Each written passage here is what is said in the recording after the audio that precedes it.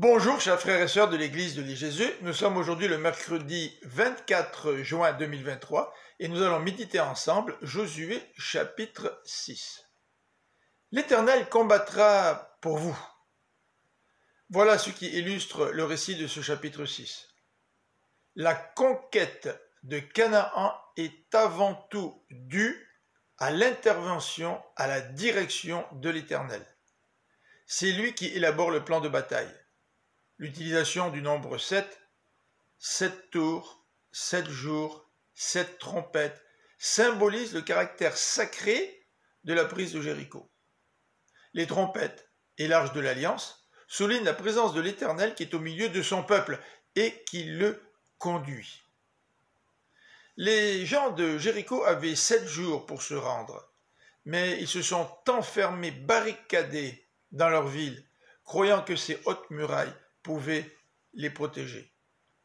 Le peuple d'Israël, lui, devait agir par la foi dans les instructions de Dieu.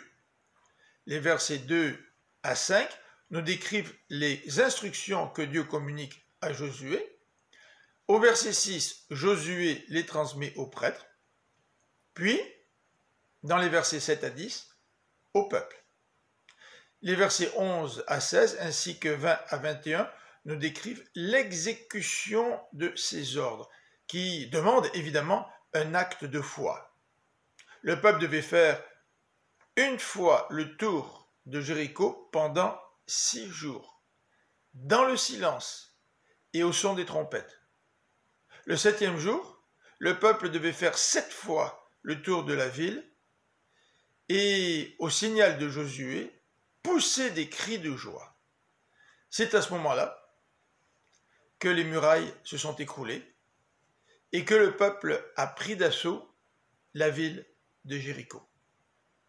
La foi est étroitement reliée à l'obéissance. Nous le verrons au chapitre suivant, au chapitre 7, demain.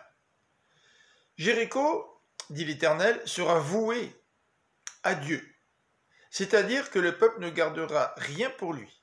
Tous les biens appartiennent à l'Éternel et seront déposés dans son trésor. Tous les êtres vivants seront détruits. Cette extermination était un jugement de l'Éternel sur la population de Jéricho. Rahab y a cru à ce jugement. C'est la raison pour laquelle elle a aidé les espions envoyés par Josué et elle a obtenu l'assurance qu'elle et sa famille et tous ses biens seront épargnés. L'Éternel est le seul maître du jugement des hommes. Ce n'est pas à l'être humain de décider d'épargner qui que ce soit.